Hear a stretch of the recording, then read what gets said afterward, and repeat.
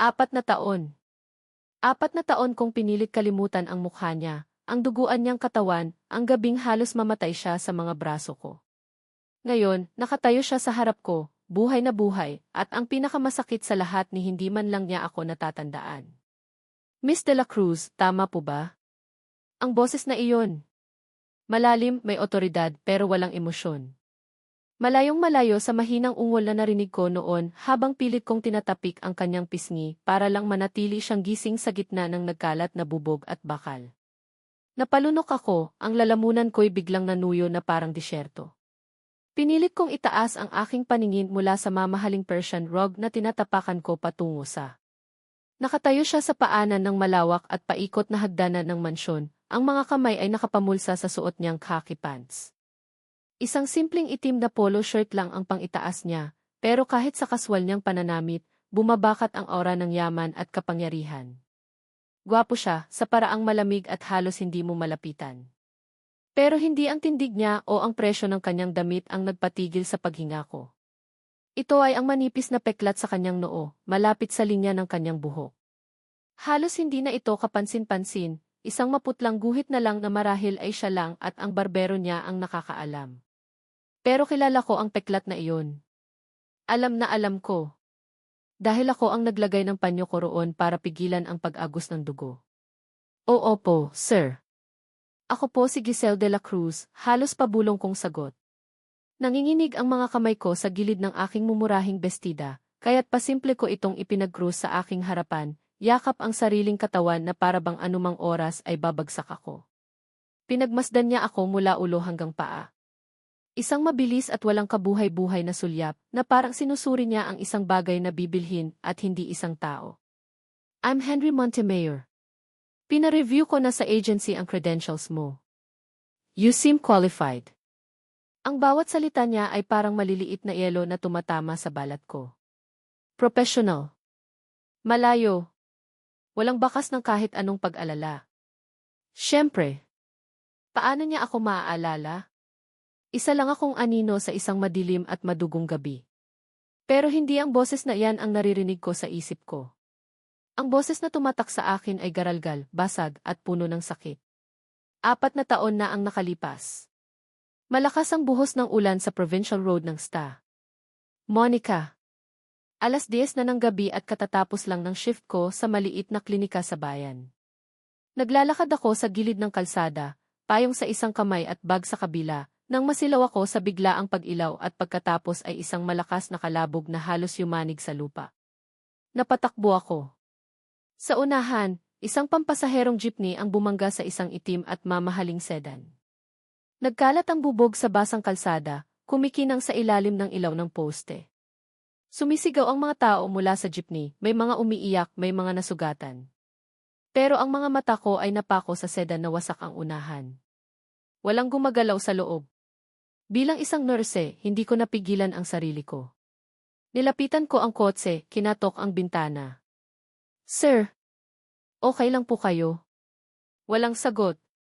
Sinubukan kong buksan ang pinto at himalang hindi ito nakalock.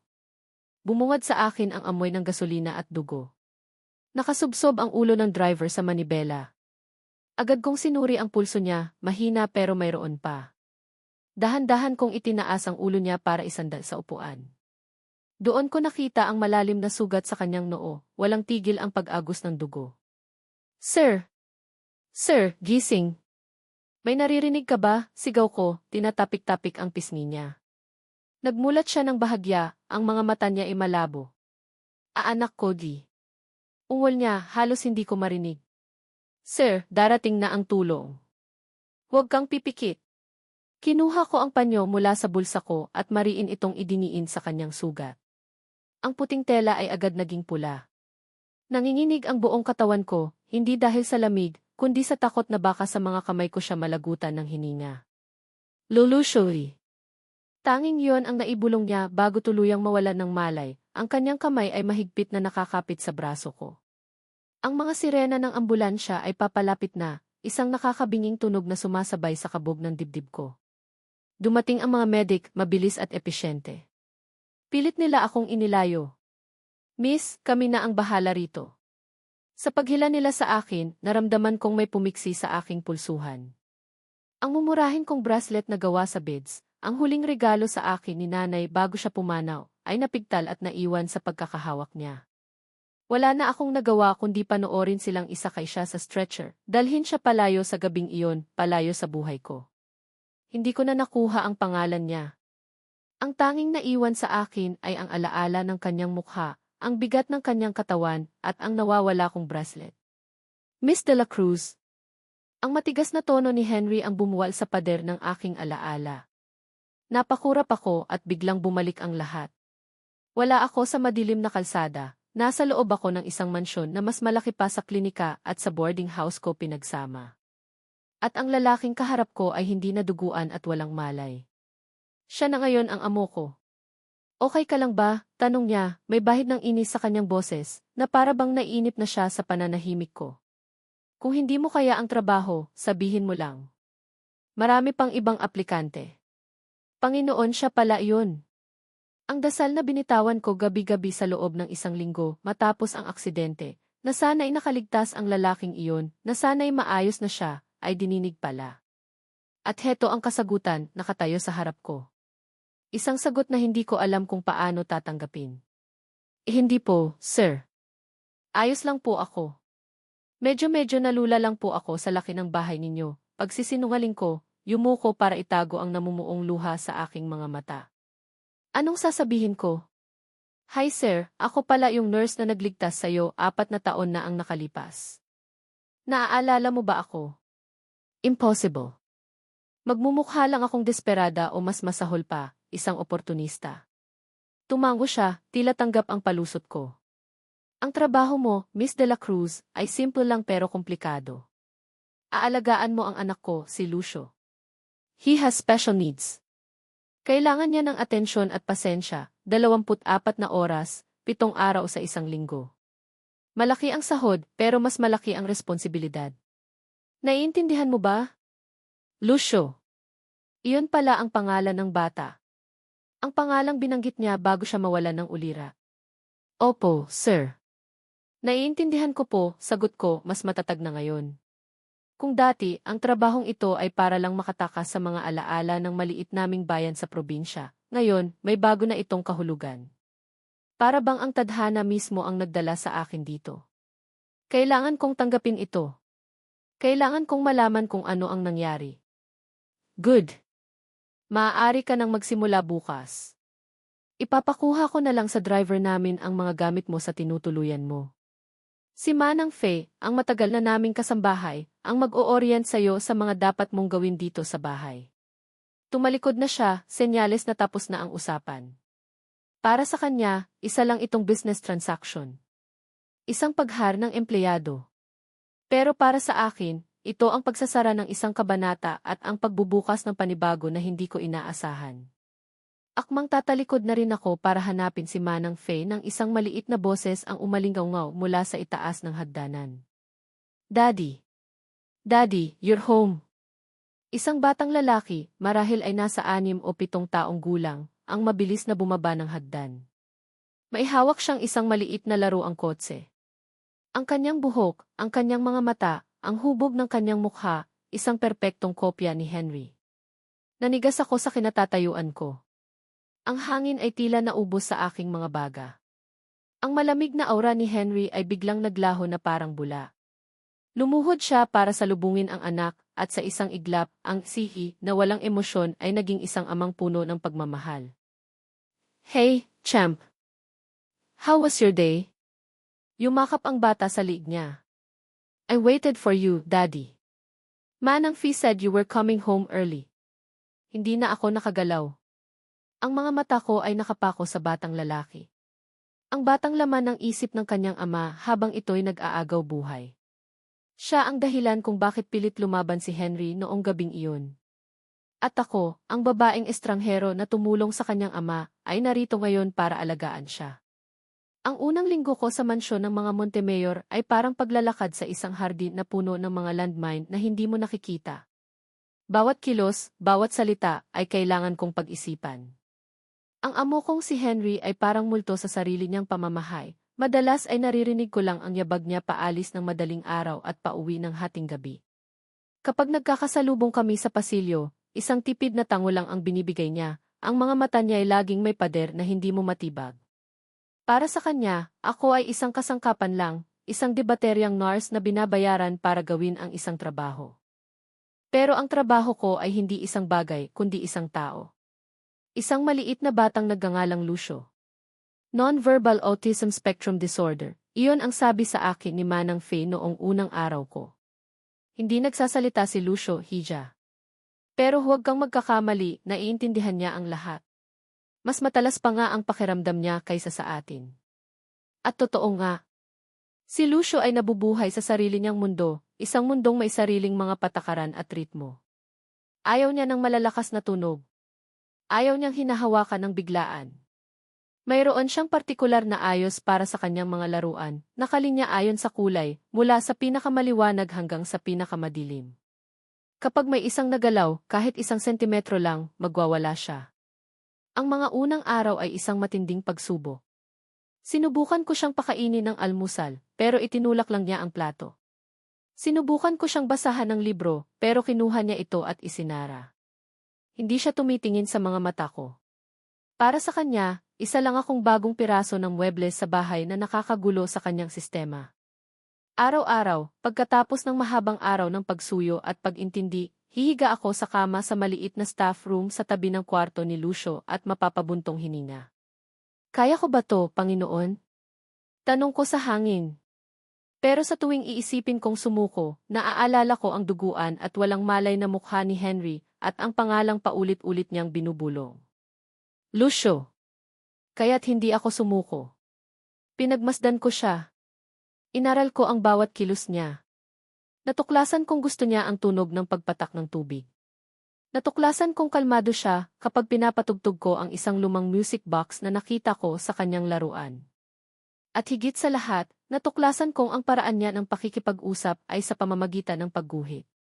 Isang hapon, habang abala siya sa paglilinya ng kanyang mga dinosaur, umupo ako sa sahig hindi kalayuan sa kanya, kumuha ng papel at krayola. Hindi ako nagsalita. Nagsimula lang akong gumuhit, isang bahay, isang puno, isang araw na nakangiti. Pagkaraan ng ilang minuto, naramdaman ko ang paglapit niya. Sumilip siya sa ginagawa ko at pagkatapos ay kinuha niya ang asul na krayola. Sa tabi ng bahay ko, gumuhit siya ng isang maliit na kotse. Napangiti ako. Iyon ang unang pagkakataon na ikinausap niya ako. Simula noon, iyon na ang naging ritual namin. Nag-uusap kami sa pamamagitan ng mga larawan. Doon ko nalaman na paborito niya ang mga bituin, natakot siya sa kulob, at na miss na niya ang kanyang timommy na, ayon kay Manang Faye, ay pumanaw 2 taon na ang nakalipas. Ang unti-unting paglapit ng loob ni Lucio sa akin ay tila isang espadahan sa dibdib ni Henry. Nakikita ko ito sa mga mata niya tuwing madadatnan niya kaming nagtatawanan, o mas tamang sabihin, ako ang tumatawa habang si Lucio ay nakangiti ng bahagya habang naglalaro kami. May distansya, may selos na hindi ko maintindihan. Isang Sabado ng umaga, narinig ko ang bahagyang pagtaas ng boses mula sa playroom.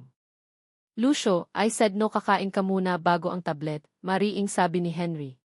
Sumilip ako mula sa pintuan. Nakatayo si Henry, hawak ang ipad na pilit inaabot ni Lucio. Umiiling ang bata, ang mga kamay ay nakakuyom, at may mahinang tunog na nanggagaling sa kanyang lalamunan, isang tunog ng pagkadismaya. Anak, please. Just eat your breakfast first. Manang Faye, cook your favorite, pakiusap ni Henry, ang boses niya ay medyo lumambot pero bakas pa rin ang pagkapikon. Biglang sumigaw si Lucio. Isang matinis at malakas na sigaw na tumagos sa buong bahay.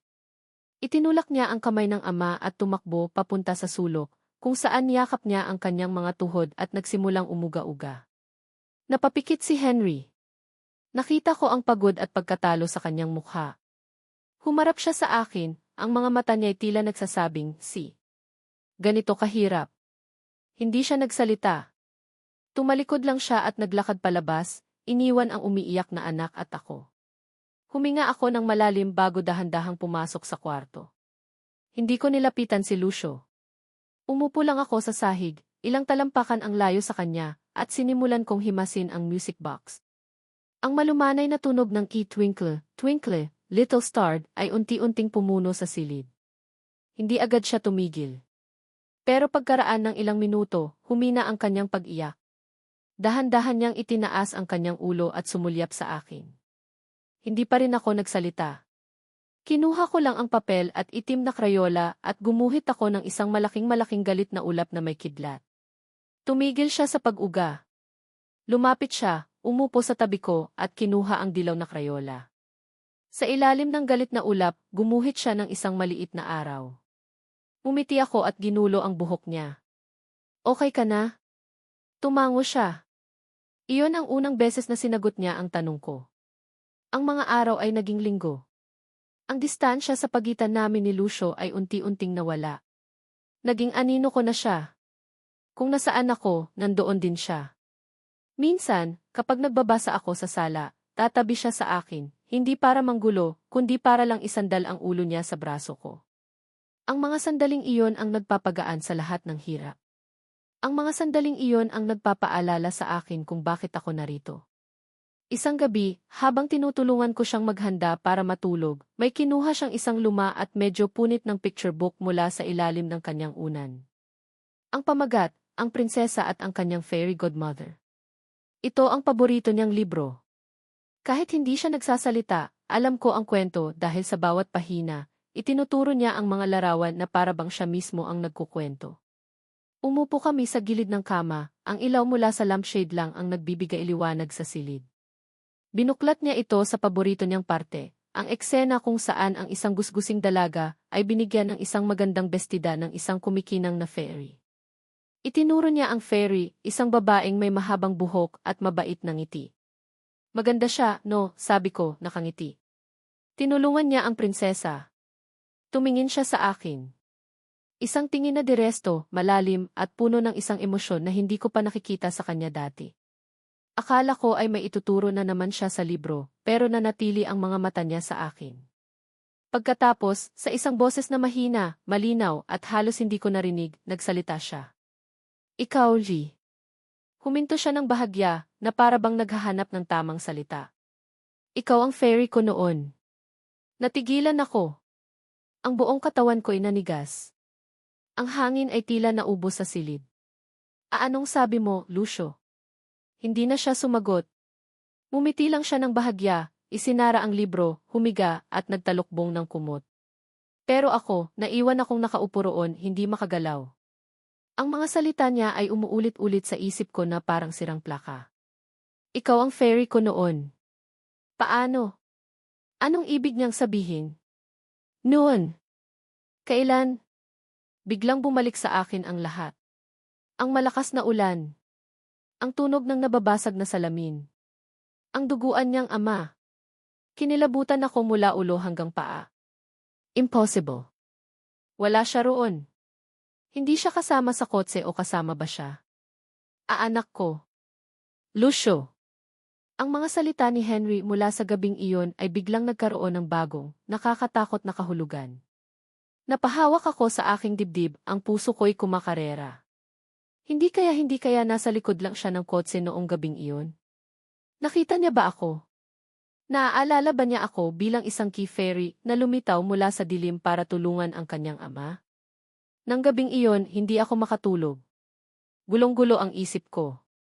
Kinabukasan, habang si Lucio ay nasa kanyang therapy session, kasama ang isang espesyalista na dumadalaw linggo-linggo, hindi ko mapigilang maglibot sa malaking sala.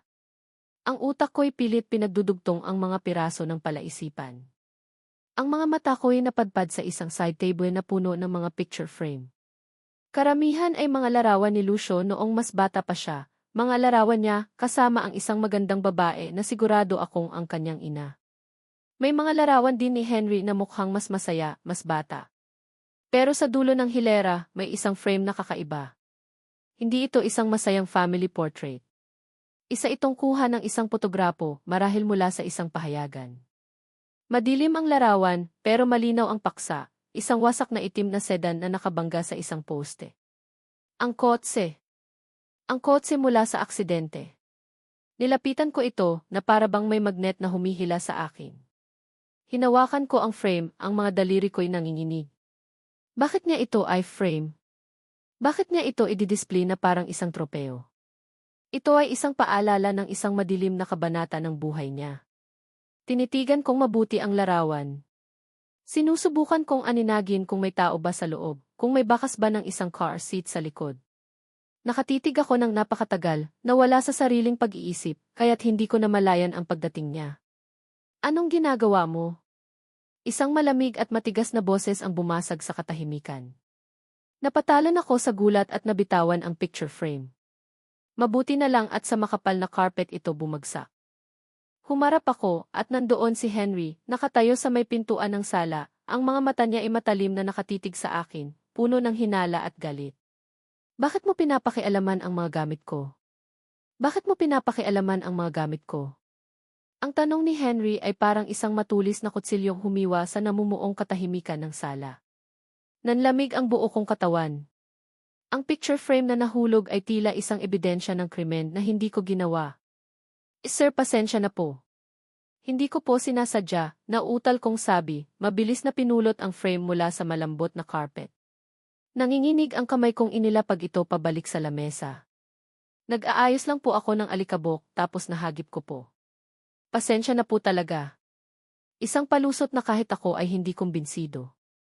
Lumakad siya palapit, ang bawat hakbang ay mabigat at may diin. Huminto siya sa mismong harapan ko, ang tangkad niya ay tila isang dambuhalang anino na lumulukob sa akin. Amoy na amoy ko ang mamahalin niyang pabango, isang kontrast sa takot na nararamdaman ko. Tinitigan niya ako, hindi sa mata, kundi sa hawak kong basahan na panlinis. Hindi ko tinatanong kung bakit mo nahulog, sabi niya sa mababang boses, pero puno ng panganib. Ang tanong ko, bakit ka interesado sa larawang yan? Kanina pa kita pinagmamasdan mula sa may pintuan. You were staring at it for a good 5 minutes. Anong meron, Miss De La Cruz? Ang puso ko'y dumadagundong sa loob ng aking dibdib.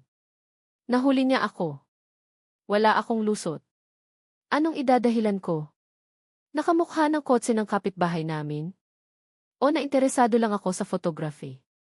O wala po, sir. Na-curious lang po ako kasi, aksidente po, pero naka-frame pa, sabi ko, pinipilit na maging kalmado ang aking boses. Isang sarkastikong tawa ang kumawala sa kanyang mga labi. Curious? O may iba kang motibo? Umigting ang kanyang panga. Hindi ako isinilang kahapon, Miss De La Cruz. May napapansin ako sa'yo. Ang mga tingin mo sa akin, ang paraan ng pag-aalaga mo kay Lucio parang may alam ka na hindi ko alam. Sabihin mo sa akin ang totoo. Sino ka ba talaga? Pakiramdam ko ay nasusukol ako. Bawat salita niya ay isang pader na unti-unting sumasara sa paligid ko. Ang hangin ay naging mabigat, halos hindi ako makahinga. Ito na ba iyon? Ito na ba ang pagkakataon para sabihin ang katotohanan na 4 na taon kong kinimkim? Pero paano? Saan ako magsisimula? Sir, hindi ko po maintindihan ang ibig ninyong sabihin, pilit ko pa ring depensa, kahit alam kong ang boses ko'y basag na. Hindi siya kumibo. Tinitigan lang niya ako ng mariin, ang mga mata niyang kulay kape ay parang sinusuri ang bawat sulok ng aking kaluluwa, naghahanap ng kahit anong butas sa aking pagsisinungaling. Ang katahimikan ay mas nakakabingi kaysa sa sigaw. At sa katahimikang iyon, isang alaala ang biglang sumagi sa isip ko, ang mga salita ni Lucio. Ikaw ang fairy ko noon. Iyon na. Iyon ang naging lakas ko. Hindi na ito tungkol sa akin o sa kanya. Tungkol ito sa batang nagtiwala sa akin. Huminga ako ng malalim. 4 na taon na po ang nakalipas, panimula ko, ang boses ko'y nanginginig pa rin, ngunit mayroon ng determinasyon. Sa isang madilim at maulang gabi sa Provincial Road ng Sta. Monicay. Nakita ko ang bahagyang pagbabago sa kanyang ekspresyon. Ang pagkainis ay napalitan ng pagkalito, pagkatapos ay ng unti-unting pag-alala. Hindi niya ako pinutol. Hinayaan niya akong magpatuloy. May isang itim na sedan na bumangga sa isang pampasaherong jeepney. Ang driver ng kotse duguan po siya at walang malay. Lahat ay natatakot lumapit pero napalunok ako, ang mga alaala ay bumabalik na parang isang pelikula. Pero lumapit po ako. Sinuri ko ang pulso niya. Tinapik ko ang pisngi niya para manatili siyang gising. Tumingin ako sa kanyang noo, sa halos hindi na makitang peklat. May malaki po siyang sugat sa noo. Ginamit ko ang panyo ko para pigilan ang pagdurugo. Ang mga mata ni Henry ay nanlaki. Ang pader na itinayo niya sa kanyang paligid ay unti-unting gumuho. Nakita ko ang gulat, ang pagkabigla, at isang emosyon na hindi ko pa nakikita sa kanya dati, vulnerability. Napaurong siya ng isang hakbang, na para bang ang mga salita ko ay isang pisikal na puwersa na nagtulak sa kanya. Paano mo nalaman yan? Halos pabulong niyang tanong, ang boses niya inawala ng dating tigas. Dahil ako po yun, sir, sabi ko, at sa pagkakataong ito, tumulo na ang mga luhang kanina ko pa pinipigilan. Ako po ang nurse na tumulong sa inyo noong gabing iyon. Hindi ko po sinasadyang magsinungaling. Noong una kitang makita rito, natakot po ako. Hindi ko po alam kung paano sasabihin. Nanatili siyang tahimik. Nakatitig lang siya sa akin, ang kanyang bibig ay bahagyang nakaawang. Ang hangin sa pagitan namin ay puno ng mga salitang hindi masabi, ng mga emosyong apat na taong natulog. Ang isisi na malamig ay nawala. Ang kaharap ko ngayon ay ang lalaki mula sa aksidente, litong-lito, nasasaktan. Ang katahimikan ay tumagal ng parang isang eternidad. Tanging ang tunog ng aking mahinang paghikbi at ang orasan sa dingding ang maririnig.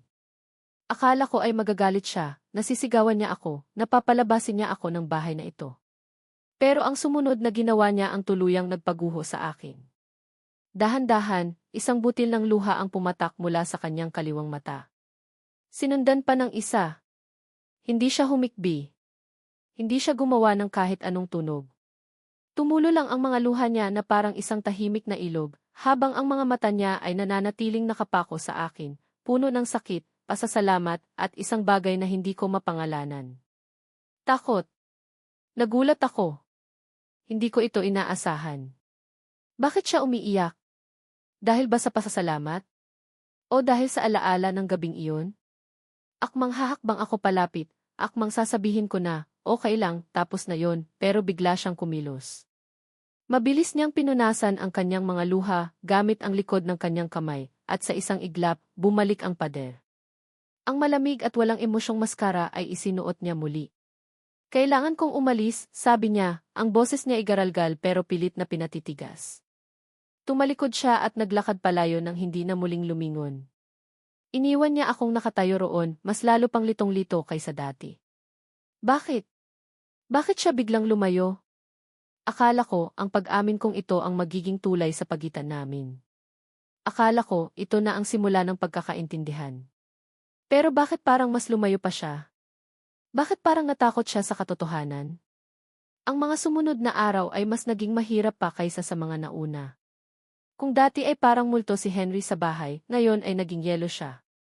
Iniiwasan niya ako sa lahat ng pagkakataon. Kung magkakasalubong kami, hindi man lang niya ako tinitignan. Ang mga utos niya ay idinadaan niya na lang kay Manang Faye. Ang mansyon ay naging mas malaki, mas malamig, mas malungkot. Tanging si Lucio ang naging kanlungan ko. Ang aming munting mundo ng mga drawing at music box ang naging santuwaryo ko laban sa nagielong katahimikan ng bahay. Siya lang ang hindi nagbago. Sa katunayan, mas naging malapit pa siya sa akin. Marahil, nararamdaman niyang kailangan ko ng kasama. Isang hapon, habang naglalaro kami sa hardin, biglang pumasok ang isang itim at eleganteng kotse sa gate ng mansyon. Huminto ito sa mismong tapat ng front door. Bumukas ang pinto ng driver at bumaba ang isang lalaking nakauniporme, mabilis na binuksan ang pinto sa likod. Isang babae ang lumabas. Matangkad, balingkinitan, at kahit sa edad niyang marahil ay nasa 60 na, bakas pa rin ang ganda at, higit sa lahat, ang aura ng kapangyarihan. Nakasuot siya ng isang mamahaling silk dress, ang kanyang buhok ay perpektong nakaayos, at ang kanyang mukha ay halos walang kulubot.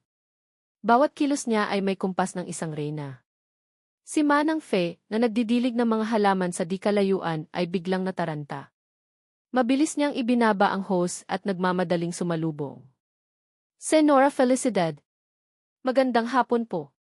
Hindi po kayo nagsabing darating kayo, bati ni Manang Faye, may halong kaba at paggalang sa boses. Senora Felicidad. Ang ina ni Henry. Hindi umiti ang matandang babae. Tiningnan lang niya si Manang Faye mula ulo hanggang paa, na parang sinusuri kung may alikabok ba sa uniforme nito. Pagkatapos, ang mga mata niya, na kasing talim ng kay Henry, ay napadpad sa gawin namin. Nakaupo ako sa damuhan, katabi si Lucio na abala sa paglalaro ng lupa. Biglang tumayo si Lucio at nagtago sa likuran ko, mahigpit ang kapit sa aking damit. Naglakad si Senora Felicidad palapit sa amin, ang kanyang mga takong ay bumaon sa malambot na damo. Huminto siya sa harap ko, tinitigan ako ng may pagdududa at pagkamuhi. At sino ka namang babae ka? Tanong niya, ang boses niya ay puno ng yelo, na nagpatunay kung saan nagmana ng ugali si Henry. At sino ka namang babae ka? Ang tanong ni Doña Felicidad ay hindi isang simpleng pagtatanong. Ito ay isang hatol. Isang deklarasyon na ako ay isang dayuhan, isang bagay na hindi nabibilang sa perpekto at plansadong mundo niya. Ang mga mata niyang mapanuri ay parang dalawang scanner na sinusuri ang bawat detalye ko, mula sa mumurahin kong t-shirt na may bahid ng lupa mula sa paglalaro namin ni Lucio, hanggang sa luma kong tsinelas. Naramdaman ko ang paghigpit ng kapit ni Lucio sa likod ng aking damit. Siya ang munting kalasag ko, ngunit sa sandaling iyon, ako ang nagsisilbing pader niya laban sa matalim na presensya ng sarili niyang lola. Senora, magandang hapon po, bati ko, pilit na umingiti habang dahan-dahang tumatayo. Ako po si Giselle. Ang bago pong private nurse ni Lucio. Nurse, inulit niya ang salita na para bang ito ang pinakadiring bagay na narinig niya. Kailan pa nagkaroon ng ganito kagulong nurse ang apo ko? Isang sulyap ang ibinigay niya sa ayos ko, sapat na para maramdaman kong para akong basahang itinapon sa gitna ng isang piging. Si Manang Fee ay mabilis na lumapit. Senora, pasensya na po. Kakatapos lang po kasi nilang maglaro sa hardin. Si Giselle po ay napakabait at maalaga kay Lucio. Ngunit parang hangin lang si Manang Fee para sa Donya. Ang atensyon niya ay na kay Lucio na nakatago pa rin sa likod ko. Lucio, apo. Halika ka kay Lola.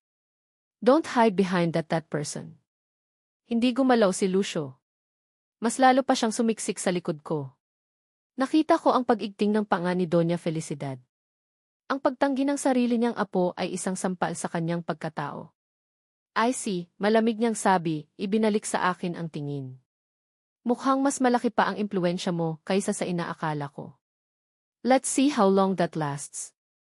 Tumalikod siya at maringal na naglakad papasok ng mansyon, na parang pagmamay-ari niya ang bawat hibla ng damo na kanyang natatapakan. Naiwan kaming tatlo ni Manang Fee at Lucio sa hardin, ang hangin ay naging mas mabigat. Hinaplos ko ang buhok ni Lucio. Okay lang yan, Lucio. Si Lola mo lang yun. Pero kahit ako, hindi ko mapaniwala ang sarili ko. Ang hapunan ng gabing iyon ay ang pinakamahabang hapunan sa buong buhay ko. Ang malaking lamesa na gawa sa mahogany, na kadalasan ay para lang sa aming tatlo ni Lucio at Manang Fee, ay biglang naging isang korte.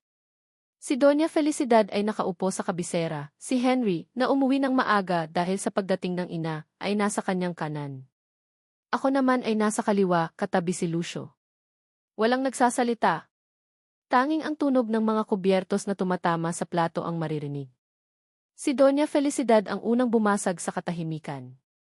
So, Giselle, tama ba? Sabi niya, hindi tumitingin sa akin kundi sa kanyang anak.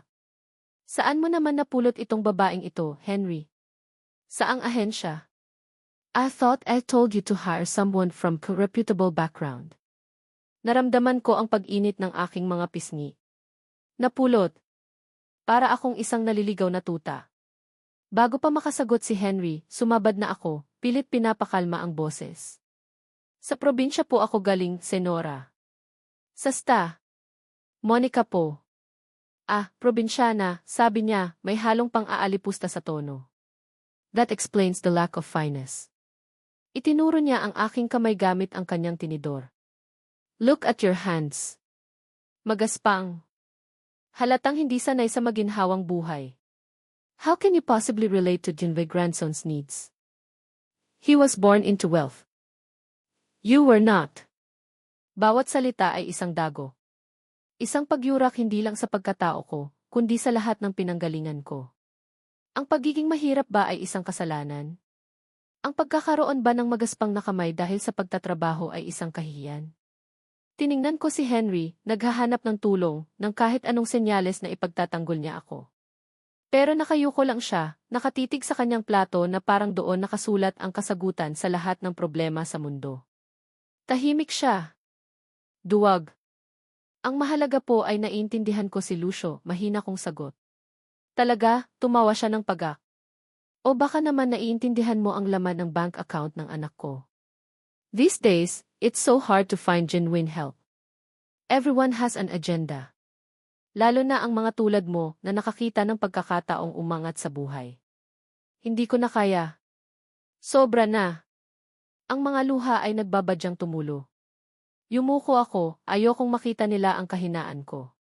Ayokong bigyan siya ng sastipaksyon na nasaktan niya ako.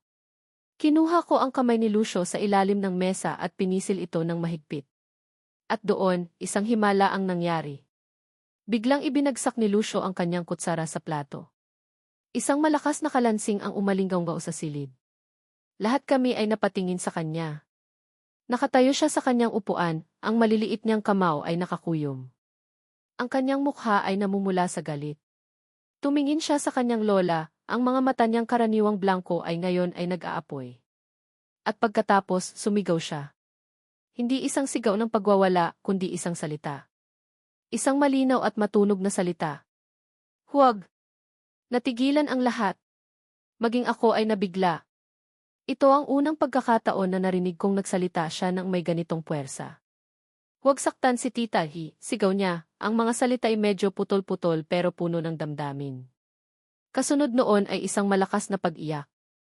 Isang iyak na puno ng sakit at pagtatanggol. Para akong binuhusan ng malamig na tubig. Ang batang hindi nagsasalita, ang batang inakala ng lahat ay nasa sarili niyang mundo, ay nagsalita para ipagtanggol ako. Si Doña Felicidad ay natulala, hindi makapaniwala sa kanyang narinig at nakita. Maging si Henry ay napaangat ng tingin, ang kanyang mga matay puno ng pagkabigla. Hindi na napigilan ni Lucio ang sarili. Tumakbo siya palapit sa akin at yumakap sa aking mga binti, ang kanyang maliliit na balikat ay nanginginig dahil sa pag-iyak. Niyakap ko siya ng mahigpit, ang sarili kong mga luha ay bumuhos na rin, hindi dahil sa sakit na idinulot ng Donya, kundi dahil sa pagmamahal na ipinakita ng munting anghel na ito. Nakikita mo na ba ang ginagawa mo, Mama? Sa wakas, nagsalita si Henry. Ang boses niya ay malamig, ngunit sa ilalim nito ay may nagbabagang galit.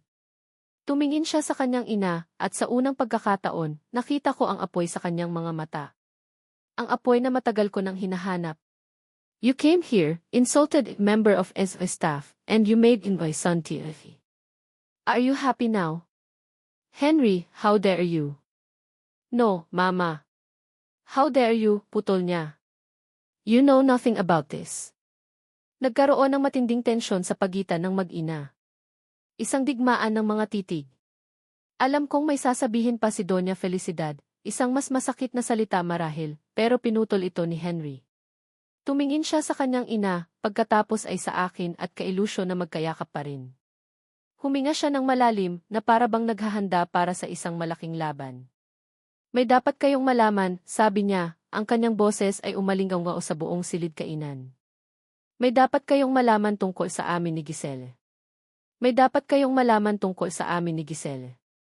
Ang mga salita ni Henry ay parang isang bombang sumabog sa nagielong katahimikan ng silid kainan. Nanatili akong nakayuko, yakap pa rin si Lucio na humihikbi sa aking dibdib. Ang buong atensyon ngayon ay nasa amin. Hindi ko alam kung ano ang sasabihin ni Henry, pero ang puso ko'y kumakabog sa takot at sa isang kakatwang uri ng pag-asa. Ano nang ibig mong sabihin, Henry? Tanong ni Doña Felicidad, ang boses niya inanunuya. Don't tell me may relasyon ka sa katulong na to. Is that it? Kaya ba pati ang apo ko ay kinakampihan na siya? Hindi sumagot si Henry. Dahan-dahan siyang tumayo, inayos ang kanyang damit, at tiningnan ang ina niya ng diretso sa mata. Ang Henry na duwag at tahimik kanina ay naglaho na. Ang kaharap namin ngayon ay isang lalaking handang ipaglaban ang kanyang teritoryo. Mama, let's talk in the living room. Manang Fee, please take Lucio upstairs. Giselle, stay. Ang utos niya ay malinaw at hindi pwedeng suwayin. Maingat kong ibinigay si Lucio kay Manang Fee na agad naman siyang dinala paakyat. Bago sila tuluyang mawala sa hagdanan, lumingon si Lucio at binigyan ako ng isang tingin na puno ng pag-aalala. Ninisian ko lang siya para ipakitang okay lang ako, kahit ang totoo ay para na akong sasabak sa isang giyera.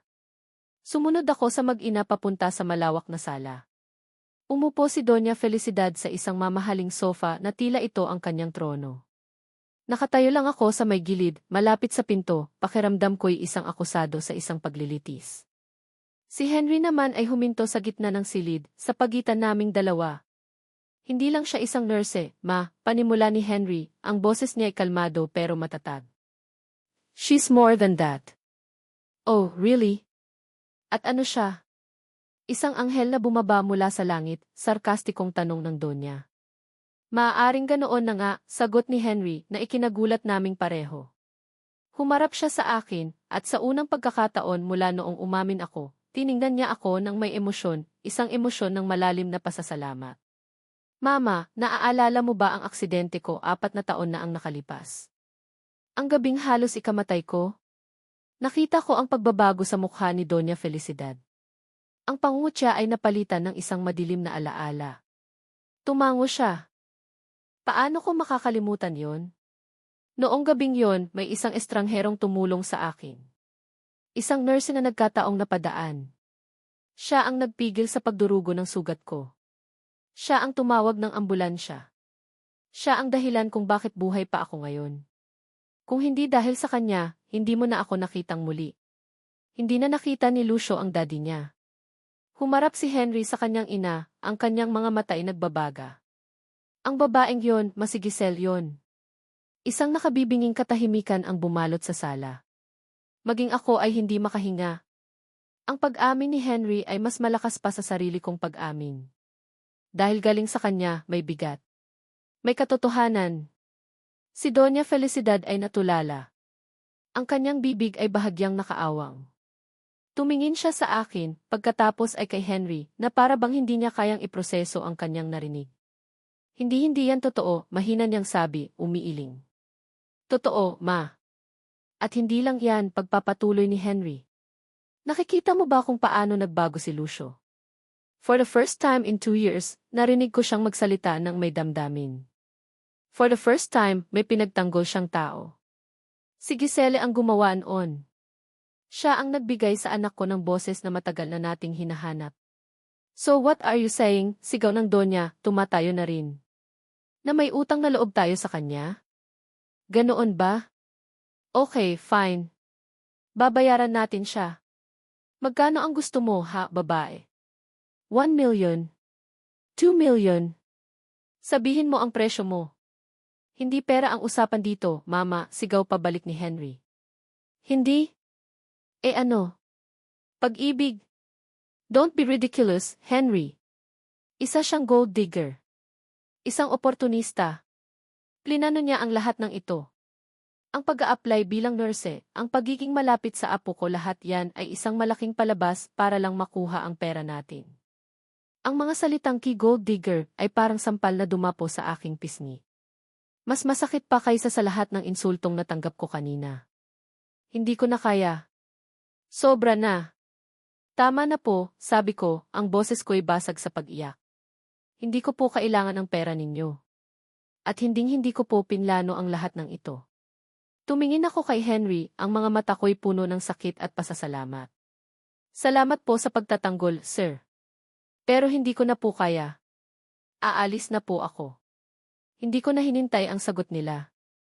Mabilis akong tumalikod, tumakbo paakyat ng hagdan at pumasok sa kwarto ko.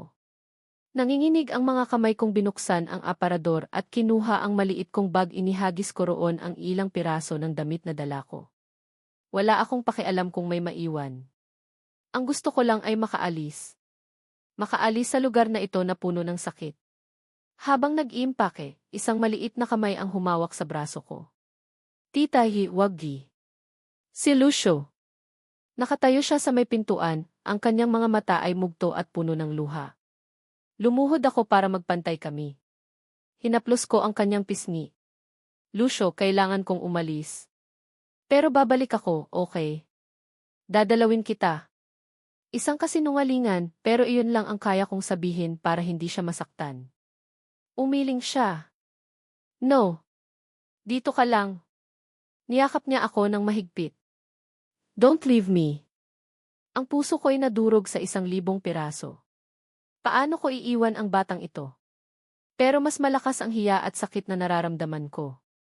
I'm sorry, Lucho. I have to go. Dahan-dahan kong inalis ang pagkakayakap niya at hinalikan siya sa noo. Be a good boy, okay? Tumayo ako at kinuha ang aking bag habang naglalakad ako palabas ng pinto. Narinig ko ang kanyang pag-iyak. Bawat hakbang pababa ng hagdan ay parang isang karayom na tumutusok sa aking puso. Pagdating ko sa baba, nandoon pa rin sina Henry at Doña Felicidad, nagtatalo. Hindi nila ako napansin. Dumiretso ako sa pinto, binuksan ito, at lumabas sa malamig na gabi. Hindi ako lumingon. Naglakad ako ng mabilis, palayo sa mansyon, palayo sa lahat. Umiiyak ako habang naglalakad, walang patutunguhan. Nasa may gate na ako nang bigla akong makarinig ng isang sigaw. Tita Hi! Wait! Napalingon ako. Si Lucio. Tumakbo siya palabas ng bahay, sinusubukang habulin ako. Lucio, bumalik ka sa loob, sigaw ni Henry mula sa pinto. Pero hindi nakinig ang bata. Ang buong atensyon niya ay nasa akin. Tumakbo siya ng napakabilis, palabas ng gate, patungo sa kalsada. At doon, sa dilim, isang peres ng nakakasilaw na ilaw ang biglang sumulpot. Isang mabilis na sasakyan ang paparating. Ang tunog ng busina nito ay nakakabingi. Ang mundo ko'y biglang bumagal. Ang lahat ay nagyelo maliban sa 2 bagay, ang papalapit na kotse at ang batang nasa gitna ng kalsada. Hindi ako nag-isip. Ang katawan ko'y kusa ng kumilos. Binitawan ko ang aking bag at tumakbo ako ng buong lakas. Lucio! Itinulak ko siya ng malakas palayo sa daan. Naramdaman ko ang pagbagsak ng kanyang maliit na katawan sa damuhan sa gilid.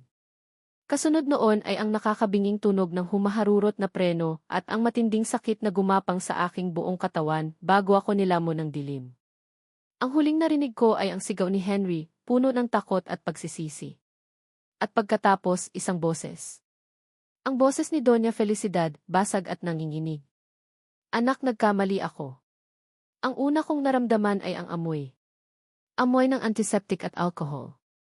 Pamilyar. Ito ang amoy ng lugar kung saan nagsimula ang lahat para sa akin, isang ospital. Dahan-dahan kong iminulat ang aking mga mata. Puting kisam. Puti. Lahat ay puti. May mahinang kirot sa aking braso at tagiliran, pero hindi ito malala. Isang galos dito, isang pasa doon. Milagro. Isang milagro na buhay pa ako. Giselle. Hiza, gising ka na? Isang pamilyar na boses. Lumingon ako at nakita ko si Manang Faye, nakaupo sa tabi ng kama, ang kanyang mga matay mugto. Sa tabi niya, nakatayo si Henry, ang mukha niya'y gusot, ang mga matay puno ng pag-aalala na hindi ko pa nakikita dati. Walang bakas ng yelo, walang bakas ng pader. Tanging purong takot at relief. Anong nangyari, tanong ko, ang lalamunan ko'y tuyo.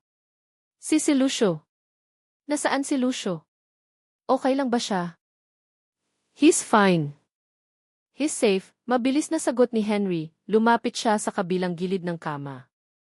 He's with Elva mother. Walang galos, salamat sa'yo. Nakahinga ako ng maluwag. Iyon lang ang mahalaga. Ligtas si Lucio. Salamat sa Diyos, bulong ko. Hindi, Giselle, sabi ni Henry, umiling siya. Hinawakan niya ang kamay ko. Ang kanyang palad ay mainit, isang kaibahan sa dati niyang malamig na pagtrato. Ako ang dapat magpasalamat sa'yo. For the second time, you saved Anne Montemayor's life. I'm so sorry. For everything. For being a coward. For letting Giselle mother treat you that way. Patawarin mo ako. Ang kanyang paghingi ng tawad ay sincero. Nakita ko ito sa kanyang mga mata. Nakita ko ang pagsisisi. Bago pa ako makasagot, bumukas ang pinto. Pumasok si Doña Felicidad. Ang reyna na matapobre at maringgal ay naglaho na. Ang kaharap ko ngayon ay isang matandang babae na mukhang tumanda ng 10 taon sa loob ng isang gabi. Ang kanyang buhok ay medyo magulo, ang kanyang mamahaling damit ay lukot, at ang kanyang mga mata ay namumula sa kaiiyak. Huminto siya sa paanan ng aking kama. Hindi siya makatingin sa akin ng diretsyo. Nakayuko lang siya, pinagmamasdan ang kanyang mga kamay na nanginginig. Ang sabi ng doktor, minor bruises and a sprained wrist lang daw ang natamo mo, mahina niyang sabi. You were very, very lucky. Tumango lang ako. Huminga siya ng malalim. Hisha. Giselle D. Ang pagtawag niya sa pangalan ko ay tila isang napakabigat na bagay para sa kanya. I was wrong. Blended Gilles pride and fear. Takot na baka may iba na namang manakit sa anak at apo ko. Pero ako pala ang nanakit sa kanila. Patawarin mo sana ako sa lahat ng nasabi ko. Yumuko siya, isang bagay na hindi ko kailanman inakalang gagawin ng isang Doña Felicidad Montemayor. Ang galit na naramdaman ko sa kanya ay unti-unting napalitan ng awa. Sa kabila ng lahat, isa lang siyang ina at lola na natatakot. Isang inang nagkamali. Tapos na po yon, Senora, sabi ko. Ang mahalaga po, ligtas si Lucio. Pagkaraan ng ilang araw, nakalabas na ako ng ospital. Ang pag-uwi ko sa mansyon ay ibang-iba na. Ang dating malamig at malungkot na bahay ay tila nagkaroon ng init. Si Doña Felicidad, bagamat hindi pa rin palangiti, ay naging mas magalang na. Minsan pa nga ay tinatanong niya kung kumain na ba ako. Mga maliliit na bagay pero malaki ang kahulugan. Si Henry naman, tuluyan ng gumuho ang pader sa pagitan namin. Hindi na siya umuuwi ng gabi. Sinisigurado niyang kasabay namin ni Lucio kumain ng hapunan. Minsan, nadadatnan ko siyang nakatitig sa akin habang naglalaro kami ni Lucio, isang maliit na ngiti ang sumisilay sa kanyang mga labi. Isang ngiting hindi ko pa nakikita dati. Isang hapon, habang mahimbing na natutulog si Lucio para sa kanyang siesta, inaya ako ni Henry na mag-usap sa hardin. Umupo kami sa isang bench sa ilalim ng malaking puno ng mangga, ang parehong lugar kung saan unang nagsimula ang bangungot sa pagdating ni Doña Felicidad. I still can't believe it's you, sabi niya, nakatingin sa malayo. For 4 years, I've been trying to find the nurse who saved me. Nagtanong ako sa ospital, sa pulisya pero ang tanging record lang nila ay isang hindi kilalang babae. I gave up. Akala ko, hinding-hindi na kita makikita para personal na magpasalamat. Hindi ko po kailangan ng pasasalamat ninyo, sir, sagot ko. Henry, pagtatama niya. Call me Henry. At kailangan mo. Utang ko sa'yo ang buhay ko. Ang buhay ng anak ko. Tumingin siya sa akin, ang kanyang mga mata ay seryoso. Giselle, alam kong masyadong mabilis. Alam kong marami tayong pinagdaanan. But can't deny this feeling anymore. Noong una kitang makita, may kakaiba na akong naramdaman. Akala ko, inis. Pero hindi pala. It was familiarity. This connection I couldn't explain. At ngayong alam ko na, mas lalo lang lumakas. Ang puso ko ay nagsimulang tumibok ng mabilis. Giselle, I think I'm falling for you, pag-amin niya. Natigilan ako. Hindi ko alam ang sasabihin. Totoo, may nararamdaman din ako para sa kanya. Isang pagtingin na nagsimula noong gabing iyon at unti-unting lumalim sa bawat araw na nakikita ko siyang maging isang ama kay Lucio. Pero may takot pa rin. Takot sa aming magkaibang mundo. Takot na baka isang araw, magbago na naman ang lahat. Natatakot ako, mahina kong pag-amin. I know, sabi niya. Ako rin. But this time, I won't be a coward. I'll fight for you. For us. For this family. Lumipas ang mga linggo. Ang bahay ay napuno ng tawanan. Maging si Doña Felicidad ay natututo ng makipaglaro kay Lucio. Isang araw, nakita ko silang tatlo, lola, ama, at apo, na naghahabulan sa hardin. Isang perpektong larawan ng isang pamilya. At ako, nakatayo sa bintana, masayang pinapanood sila. Pakiramdam ko, parte na rin ako. Isang linggo ng umaga, naghanda si Manang Faye ng isang espesyal na tanghalian. Isang munting selebrasyon daw, sabi niya. Dumating din si Doña Felicidad. Kumpleto kaming lahat sa hapagkainan. Sa gitna ng aming masayang kwentuhan, biglang may inabot si Lucio sa akin. Isang piraso ng papel. Isang drawing. Sa drawing, may 4 na stick figures na magkakahawak kamay. Isang matangkad na lalaki, isang babae na may mahabang buhok, isang maliit na bata sa gitna, at isang mas matandang babae na may baston. Sa itaas, nakasulat sa paunti-unting letra, GB Family. Napaluha ako sa tuwa. Niyakap ko si Lucio. Thank you, Lucio. This is the most beautiful drawing I've ever seen. May isa pa siyang regalo para sa'yo. Napatingin ako kay Henry. Nakangiti siya. Pagkatapos, sa harap ng kanyang ina, ni Manang Faye at ni Lucio, dahan-dahan siyang lumuhod sa tabi ng aking upuan. May kinuha siya mula sa kanyang bulsa. Isang maliit na kahon na pelus. Binuksan niya ito. Sa loob, isang singsing na may kumikinang na diamante. Nanlaki ang mga mata ko. Ang puso ko'y tila hihinto sa pagtibok. Giselle de la Cruz, panimula niya, ang boses niya ay nanginginig sa emosyon. You came into my life like a storm, saving me in the dark. You came back as a quiet angel, healing to the son.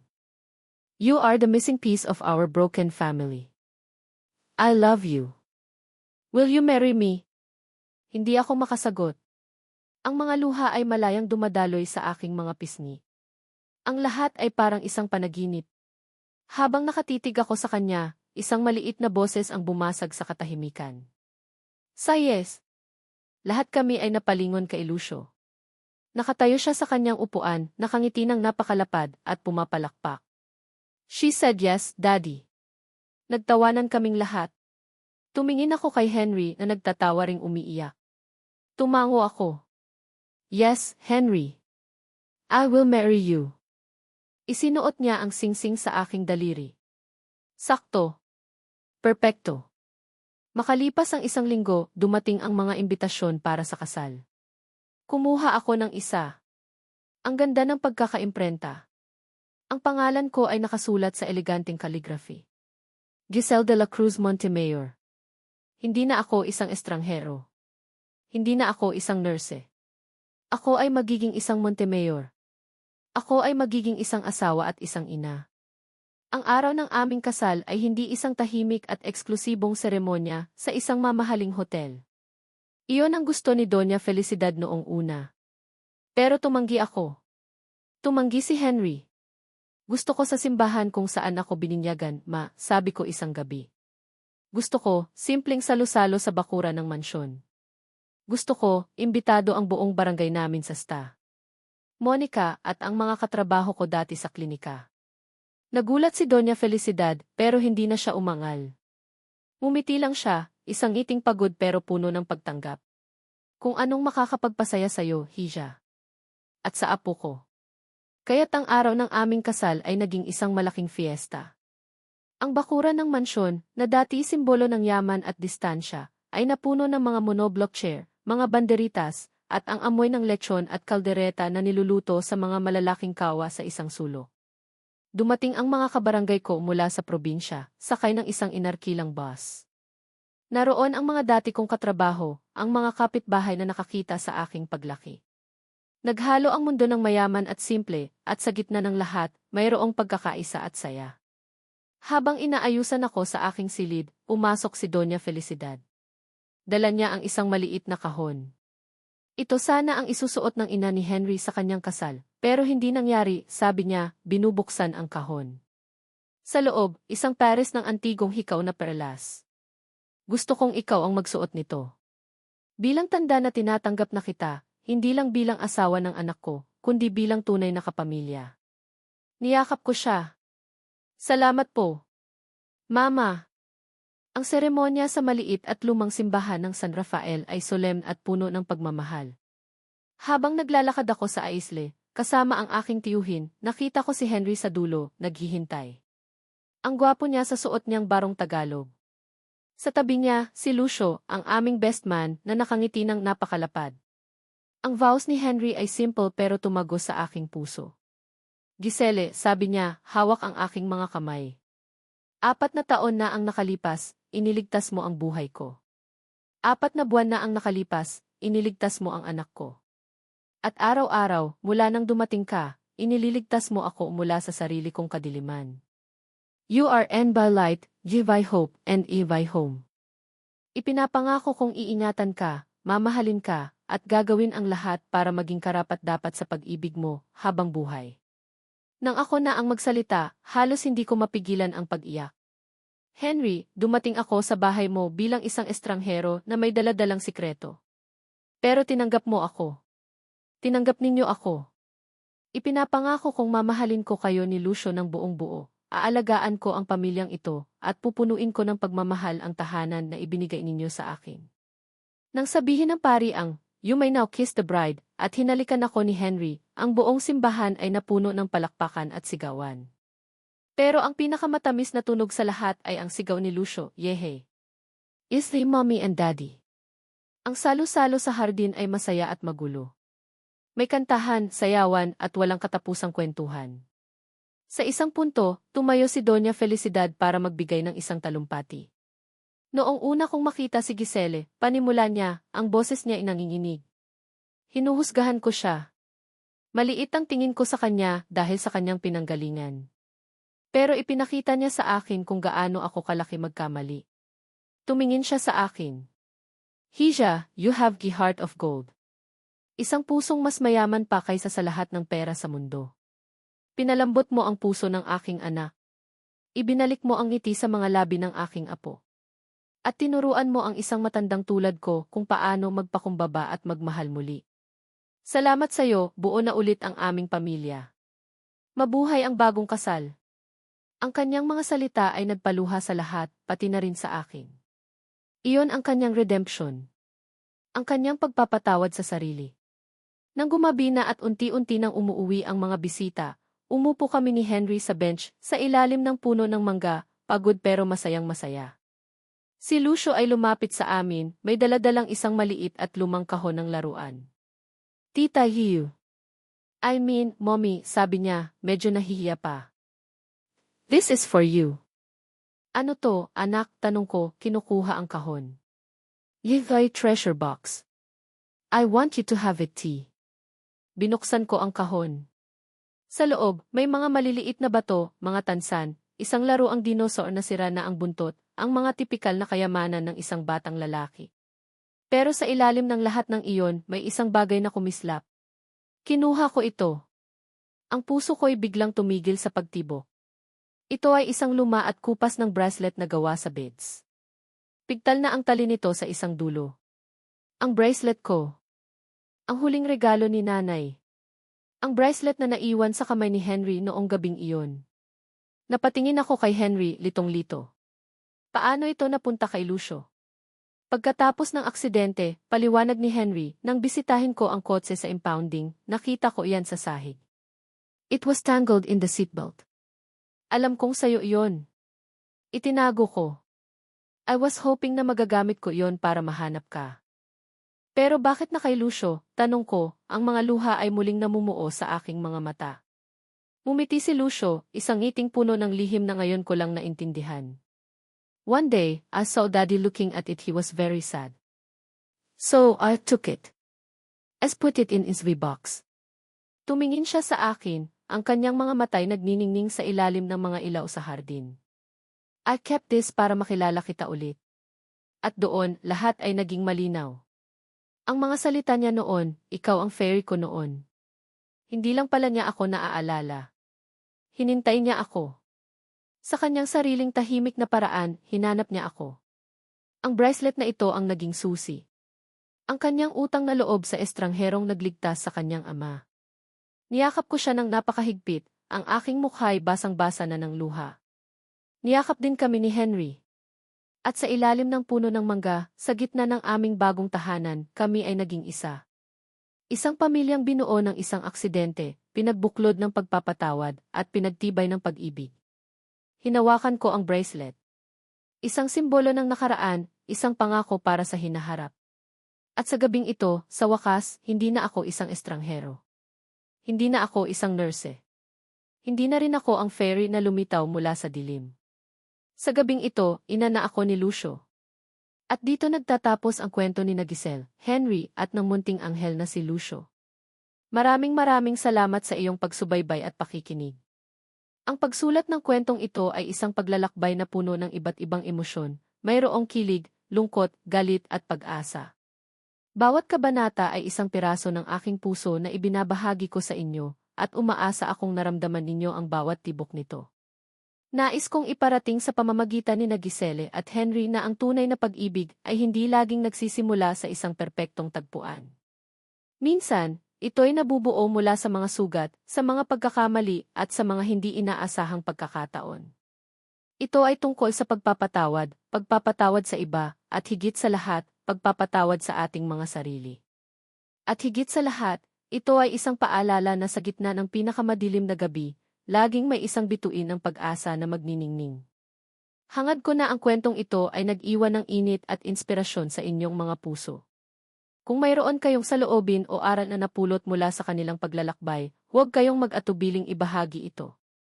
Muli, mula sa kaibuturan ng aking puso, maraming salamat.